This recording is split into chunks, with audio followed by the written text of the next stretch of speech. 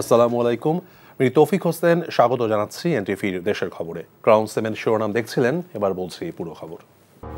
কোটা সংস্কার আন্দোলনের খবর প্রচার করায় গত বছর 18 জুলাই এনটিভি সহ 4টি বেসরকারি টেলিভিশনের সম্প্রচার সাময়িক বন্ধ করে পতিত স্বৈরাচারী সরকার। আন্দোলন যখন তুঙ্গে তখন সারা দেশে ইন্টারনেট বিচ্ছিন্ন করে দেয় সাবেক ডাক ও টেলিযোগাযোগ মন্ত্রী জুনায়েদ আহমেদ পলক। পরে অযৌক্তিক সব ব্যাখ্যাও দেন তিনি, জানিয়ে হাস্যরস শুরু হয় দেশ জুড়ে। নাজিবুর রহমানের রিপোর্ট। আমরা ইন্টারনেট বন্ধ করিনি, ইন্টারনেট বন্ধ হয়ে গেছে। ইন্টারনেট বন্ধ নিয়ে এমন আশারে গল্প শুনিয়েছিলেন জুনায়েদ আহমেদ পলক।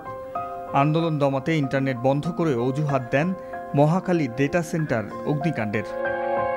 এমনকি সকল নাগরিকের মোবাইলে খুদে বার্তা পাঠিয়েও একই দাবি করে সরকার। যে কোনো একটা শিশু বাচ্চাকেও যদি আপনি জিজ্ঞেস করেন, সেও বলবে যে কখনো এটা ইন্টারনেট ইচ্ছাকৃতভাবে বন্ধ হয় না, অর্থাৎ তারা প্ল্যান করে পরিকল্পনা করে এটা বন্ধ করেছে। যে ব্যাখ্যা দিয়েছে ইন্টারনেট একা বন্ধ হয়ে গেছে, এটা তো বন্ধ না করলে ডেটা সেন্টার থেকে যদি অফ করা না হয় তাহলে তো বন্ধ হওয়া সম্ভব না। আইটি এক্সপার্ট আছে, ওনারাও বলেন যে পুরো দেশের ইন্টারনেট শুধুমাত্র একটা বিল্ডিংয়ে আগুন লাগার কারণে বন্ধ হতে পারে না।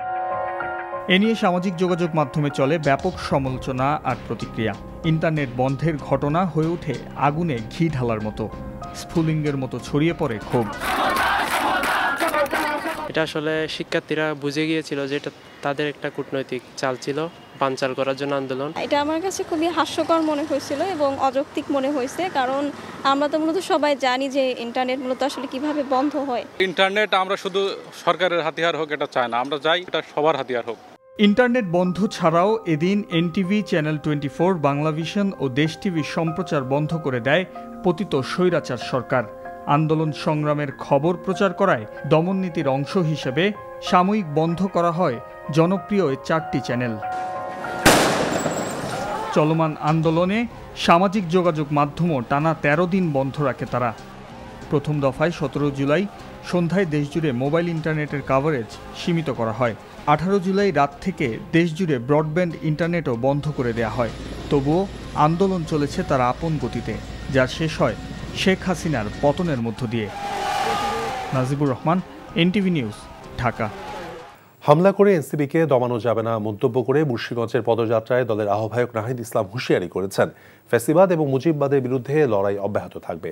দেশ গড়তে মাসব্যাপী জুলাই পদযাত্রার 18তম দিনে মুন্সিগঞ্জের কর্মসূচি শেষে এখন নারায়ণগঞ্জে পৌঁছেছেন এনসিপির কেন্দ্রীয় নেতারা। নিতাইগঞ্জ থেকে পদযাত্রা শুরু হয়ে শহরের প্রাণকেন্দ্র চাষারায় গিয়ে শেষ হবে। সেখানে পদযাত্রায় বক্তব্য রাখবেন এনসিপি নেতারা। এ উপলক্ষে নেওয়া হয়েছে কঠোর নিরাপত্তা ব্যবস্থা। পদযাত্রা এবং পথসভায় অংশ নিতে ভিড় করছেন স্থানীয় নেতাকর্মীরা। এর আগে দুপুরে মুন্সিগঞ্জ শহীদ মিনার চত্বর থেকে পদযাত্রা শুরু হয়ে বিভিন্ন সড়ক প্রদক্ষিণ করে কৃষি ব্যাংক এলাকায় শেষ হয়। সেখানে পথসভায় গণঅভ্যুত্থানে এ জেলায় শহীদ এবং আহতদের অবদান স্মরণ করে এনসিপি প্রধান সহ তরুণ নেতারা। এছাড়া আশ্বাস দেন নদী ভাঙন থেকে রক্ষায় প্রয়োজনীয় ব্যবস্থা নেওয়ার।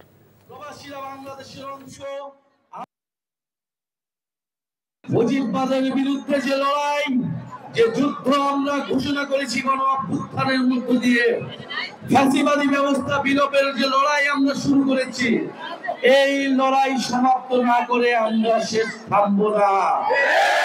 গণ অভ্যুত্থানে আপনার সন্তান জীবন দিয়েছে, আপনাকে এবার কথা বলতে হবে।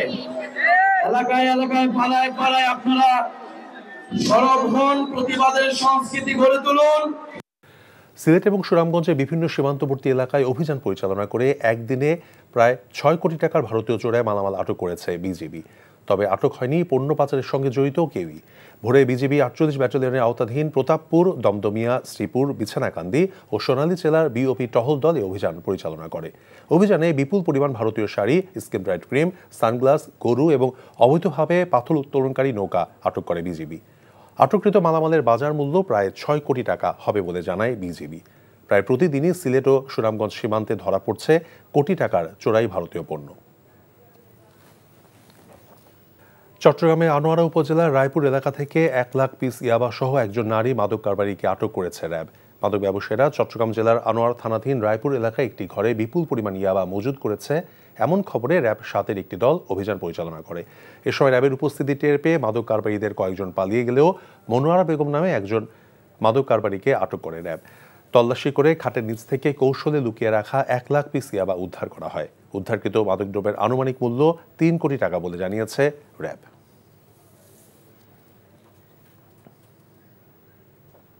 বঙ্গোপসাগরে গভীর সমুদ্রে সেন্ট মার্টিন দ্বীপের 180 কিলোমিটার দক্ষিণ পশ্চিমে বাংলাদেশের অর্থনৈতিক জলসীমায় অবৈধভাবে অনুপ্রবেশকারী একটি শ্রীলঙ্কার মাছ ধরা ট্রলার সহ 6 জন জেলেকে আটক করেছে বাংলাদেশ নৌবাহিনী।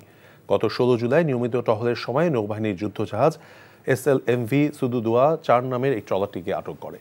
পরবর্তীতে আটক ট্রলার ও জেলেদেরকে প্রয়োজনীয় আইনগত প্রক্রিয়ার জন্য গতকাল বৃহস্পতিবার চট্টগ্রাম পতেঙ্গা থানা পুলিশের কাছে হস্তান্তর করা হয়েছে। বাংলাদেশের বিশাল সমুদ্র সীমায় 3টি প্রধান মৎস্য বিচরণ ক্ষেত্র রয়েছে, যা এশিয়ার মূল্যবান টুনা মাছের অন্যতম বিচরণ এলাকা হিসেবে বিশ্বে পরিচিত।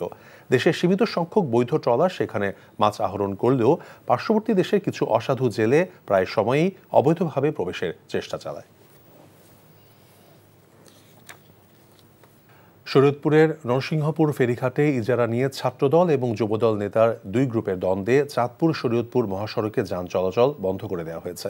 সকাল থেকে সড়কটির আরশিনগর এলাকায় অবরোধের তৈরি করে পরিবহন সহ সব ধরনের যানবাহন আটকে দেয় ঘাটের ইজারাদার জিসানওয়ালা। এতে সড়কের 2 পাশে 1.5 শতাধিক যানবাহন আটকা পড়েছে।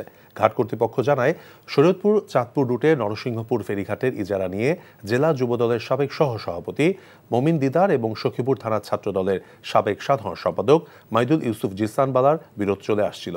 শুক্রবার সকালে একটি পক্ষের ঘাটের ইজারা উঠানোকে কেন্দ্র করে দুপক্ষের মধ্যে উত্তেজনা তৈরি হয়। যান চলাচল বন্ধ থাকায় ভোগান্তিতে পড়েছে এই সড়কটি দিয়ে চলাচলকারী যাত্রী এবং পরিবহন চালকরা। নাটোরের সিংড়ায় চলনবিল এলাকায় বাজারে উপজেলা প্রশাসনের অভিযানে 1 লাখ মিটার নিষিদ্ধ কারেন্ট জাল জব্দ করা হয়েছে। গতকাল বিকেল থেকে রাত পর্যন্ত অভিযানে এসব কারেন্ট জাল জব্দের পর তা পুড়িয়ে দেওয়া হয়। উপজেলা প্রশাসন জানিয়েছে, সেনার সহায়তায় সিংড়া উপজেলার চলনবিলের তিসিখালী, বিয়াস এবং ডাহিয়া এলাকায় অভিযান চালানো হয়। এ সময় বাজারে বিভিন্ন দোকান এবং বাড়িতে মজুদ রাখা 1 লাখ মিটার কারেন্ট জাল এবং 300টি চায়না দুয়ারি জাল জব্দ করা হয়। আমের বাণিজ্যিক রাজধানী সাপাহার স্লোগানে আম চাষে প্রসিদ্ধ নওগাঁর সাপাহারে শুরু হয়েছে 2 দিনব্যাপী ম্যাঙ্গো ফেস্টিভ্যাল। দুপুরে নওগাঁ জেলা প্রশাসনের আয়োজনে এবং উপজেলা প্রশাসনের সহযোগিতায় সাপাহার পাইলট উচ্চ বিদ্যালয় মাঠে এই মেলার উদ্বোধন করেন জেলা প্রশাসক মোহাম্মদ আব্দুল আওয়াল। ম্যাঙ্গো ফেস্টিভ্যালে রয়েছে দেশি বিদেশি বাজারে আম সরবরাহকারী প্রতিষ্ঠানের স্টল, আমজাত খাদ্যদ্রব্য, প্রক্রিয়াজাত পণ্য, চাষিদের প্রোফাইল এবং আমের নানা জাতের প্রদর্শনী। মেলায় মোট 40টি স্টল রয়েছে।